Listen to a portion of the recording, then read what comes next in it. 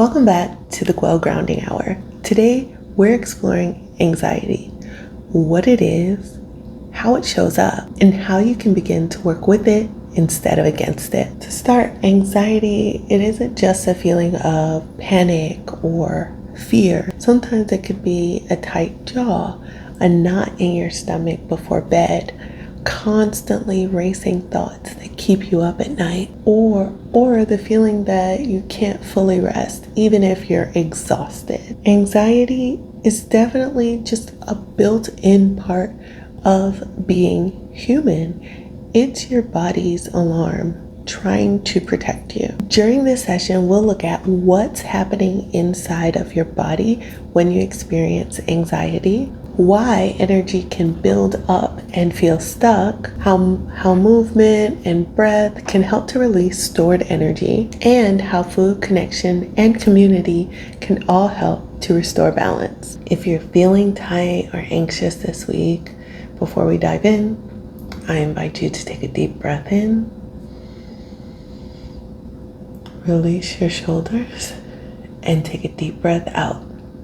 Let's get into it. So what exactly is anxiety? Anxiety is your nervous system trying to protect you. When something feels uncertain or threatening, your brain triggers a stress response through your HPA axis. This includes your hypothalamus, your pituitary glands, and your adrenal glands. Now, this might all seem like a lot of science, but it's helpful to know what's happening on a physiological level, basically inside your body and outside your body when you experience anxiety or stress. In triggering this response, it releases adrenaline and cortisol. This results in an increased heart rate and blood sugar. This prepares your muscles for action. In reality, this system is perfect for emergencies. It notifies you that you need to take action, and your body readies itself to go, go, go. And that's precisely what it needs to do. But in everyday life, if it's triggered constantly, whether this is through notifications, headlines, bills, deadlines, your body is constantly in ready mode and the danger never resolves itself. And that's essentially what chronic anxiety is. Your body is in a constant state of being ready to react, but it's never getting a chance to resolve whatever is creating this intense need to be ready to react, this intense sense of stress, of danger, of a threat. Now, just hearing this alone might even be triggering, so I'm going to encourage you to take a deep breath here, release your shoulders if you need to, and notice if you're feeling any tension as we talk through what anxiety is and how it might manifest and show up in your body and in your everyday life. And it might even lead you to questioning, am I experiencing some form of chronic anxiety? These are all valid things to want to dive deeper into and get a better understanding of. As we move through your body's stress or anxiety response, we talked about how after your brain gets the signal, the HPA axis triggers your body to release cortisol and adrenaline. When your body releases that cortisol, it also tells your liver that it needs glucose. This glucose, particularly, for instance, in olden days, was really relevant because it gave your body quick energy so that you could be ready for whatever action you might need to take, particularly, for instance, in fight or flight. Either of those things, you need to use some form of energy, and that glucose gives your body the energy it needs to protect itself when it is under this stress. So if you run or fight, that energy, it's burned off. But if you sit at your desk and you're reading stressful news or arguing over text, that energy, it never burns off. That energy, it never moves. So it stays, it's floating, circulating, lingering. Essentially, extra glucose is in your bloodstream with nowhere to go, and it's not being used. This is what researchers call unspent energy. And it's one of the reasons anxiety can feel like racing thoughts, buzzing in your body, or just overall restlessness. Stanford's Robert Sapolsky calls this a mismatch between ancient biology and everyday life. Our ancestors fought or fled. We often freeze and stop and think, or we might send an email, but that's about it. Really, all of this is to say, when our body experiences threat, it produces energy to help us fight off that threat.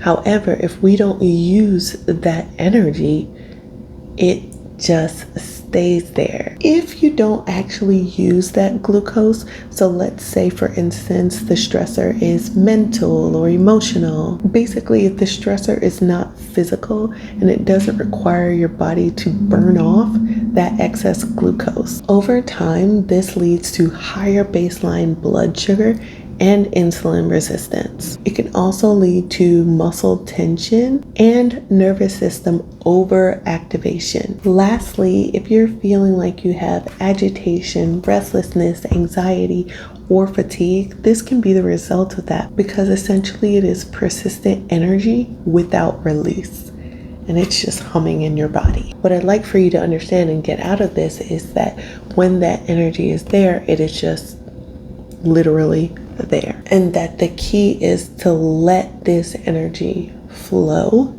instead of letting it build up pressure within your body. Basically, we want to move it instead of suppressing it. One of the things that I think that is particularly important to people who experience things like any form of metabolic syndrome, PCOS, insulin resistance, the reason they say that anxiety and stress is a huge factor and can even more significantly impact people with those conditions is because of how the body responds to stress. Namely, the latter part of that reaction, where after your body produces cortisol, it signals to the liver to produce glucose.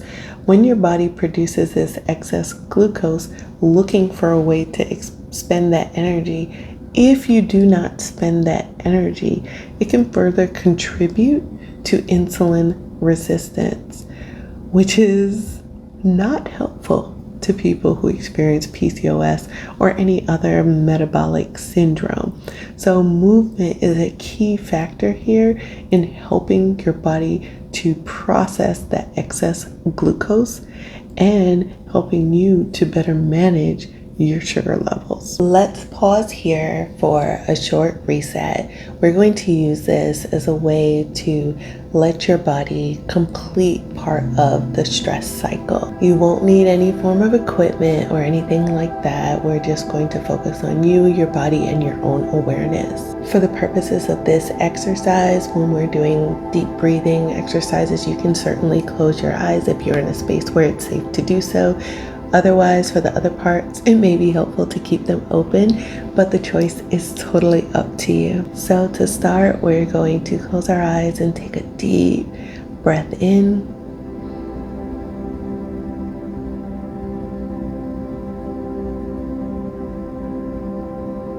Hold it. And a long breath out.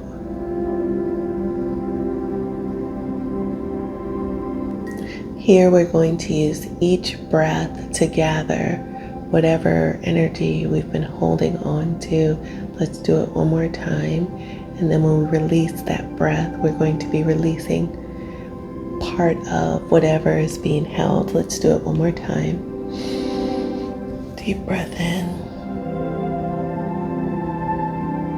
Hold it. Now release that.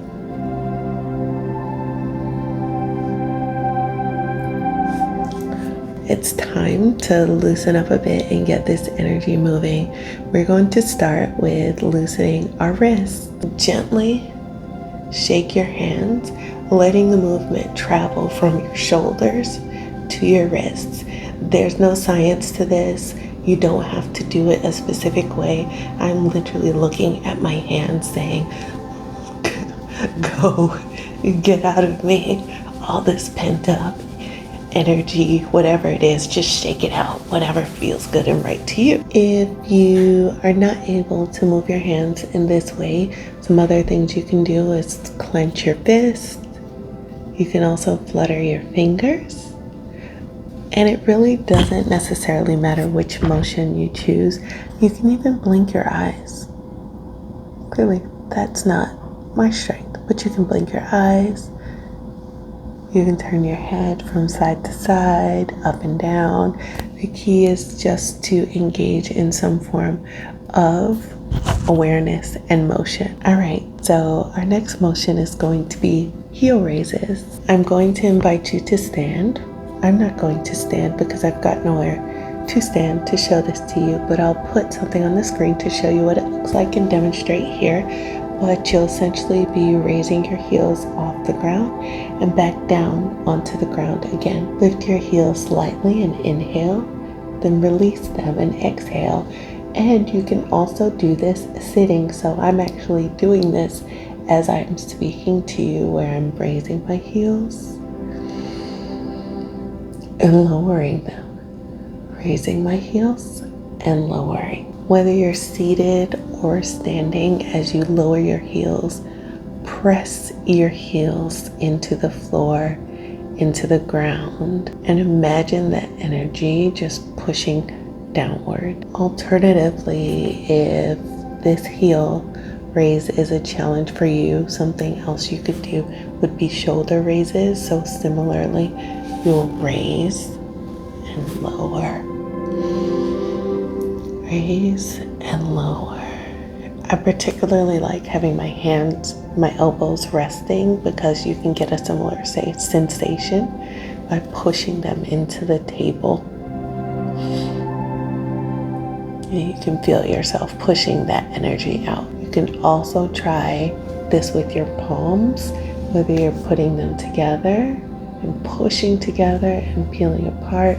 You can also put them on the table. Hope you can see this. Put them on the table.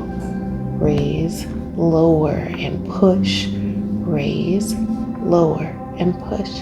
Just like that. And next up, and the intention of this is really just to give you the opportunity to release in any way that feels good to you.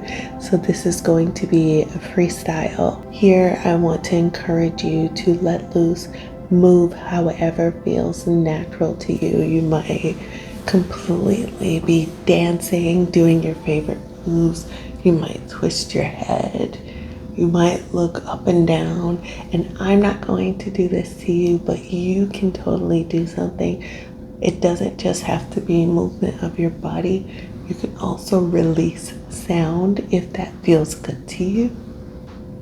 Whether that's a laugh, a cry, or even a yell or a scream. And there's no right way to do this, only the way that feels good within your body. All right, now take one deep inhale. Hold it and exhale. Notice the shift, even if there's a small one, in terms of how you feel in your body. Are your shoulders just a little bit lower? Do you feel just a tad bit lighter? I hope you do. And if you don't, that's okay. None of these things are intended to be things that happen overnight, but consistent practices that help you to get to a place that feels better for you. So what you just did is a very simplified version of biology in action and how you can work to complete the stress cycle. When you experience stress, your body starts building and creating a story. Your brain gets a signal, the HPA axis starts to release adrenaline and cortisol, your liver reduces glucose, and it prepares itself for fight or flight. Your body needs to take some action in order to close that loop or use that energy that it has created. A movement, crying, laughter, dancing, even creative work can all help the body to close the stress loop. Because when stress hormones rise, but there's no outlet, they just stay active within the body. And what happens to these active hormones within the body? Well, to start off, what happens for them to leave the body? In order for them to leave the body, they need some form of physical or expressive movement. This tells your body that the situation has changed and you can come back to more of a steady rhythm. It essentially releases your body from continuing this cycle of producing these stress hormones, thinking that something is happening. And if we want to simplify it, let's say your nervous system starts writing a story when you experience some sort of stress. By engaging in some sort of physical or expressive movement, you're essentially helping your body and your nervous system to finish that story. That's why you might hear people saying things like walking, stretching, dancing, singing help them to feel less stressed or experience less anxiety. These movements are giving your body closure. Without that release, your body stays in sympathetic overdrive. You're alert, you're restless, you're anxious. It's that constant feeling of this.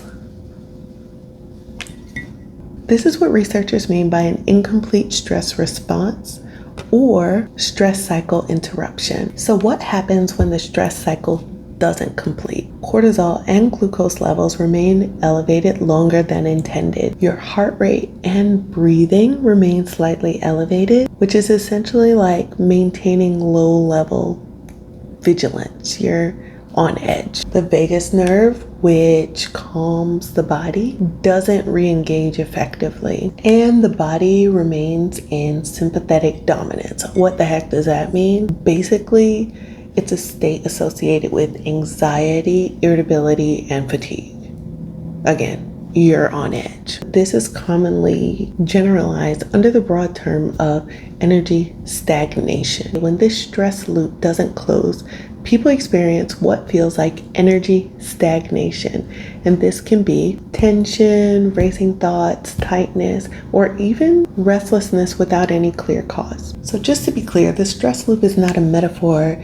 It's literally something that must be completed in order for you to get on the other side of it and not be living in this constant state of stress and anxiety. So we talked a lot about movement as a way to close the stress loop, but I do want to share a few other ways that you can, basically a few other things that you can do in order to help you close the stress loop. Researched and popularized by the book Burnout: The Secret to Unlocking the Stress Cycle outlines several ways to complete it. So movement is definitely one we've discussed. Outside of that is connection, and this could be touch, laughter, sharing stories, anything that releases oxytocin, the happy chemical. This helps to counterbalance cortisol.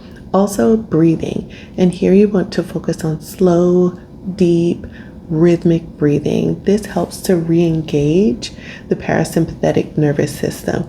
Basically, that vagus nerve that we talked about, it helps to activate it. In addition to that is crying or emotional release. So this signals to the body that the threat is over.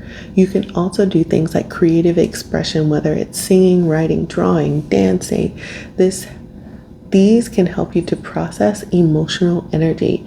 And then another one is rest. It's the final signal to the body that it is safe again. These aren't just coping skills. These are biological resets that help your body return to safety. So while we are talking about what anxiety feels like, what it is, how your body reacts to it, and some things you can do to help get out of that state, it would be negligent to imply that just engaging in some form of movement completely erases anxiety. It doesn't.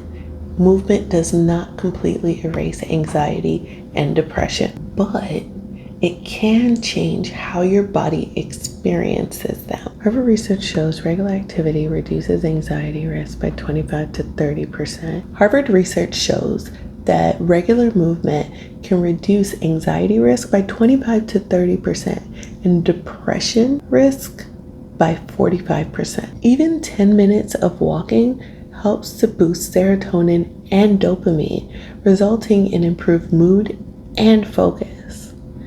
I really love this fact because a lot of times people think that they have to go from 0 to 100. Like, I need to put in some miles every single day to see a benefit, when you don't have to start that way. You can start where you are and build up from there and still start seeing gradual improvements. For anyone managing clinical depression or chronic anxiety, movement is most effective alongside medication, therapy, and other supports, not in place of them. When people say, when people say I move for my mental health, what they're really saying is I'm giving my body a way to process what my mind can't solve on its own. And by the way, I am specifically using the phrase movement because I am not saying that in order to solve all of your anxiety, depression, whatever problems, you need to go start doing HIIT workouts and running marathons. No, I am saying that any form of movement can be beneficial. So if your form of preferred movement is gardening, then do that. If it's stretching while you're watching TV, then do that. What's your favorite show? If it's slow walks while you're catching up with your friends, then do that too. Listen, it all counts.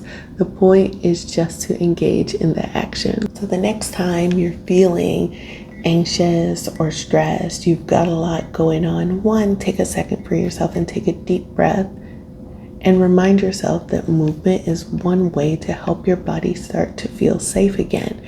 So if you're about to go do a presentation on stage and you're feeling shaky and anxious, shake it out.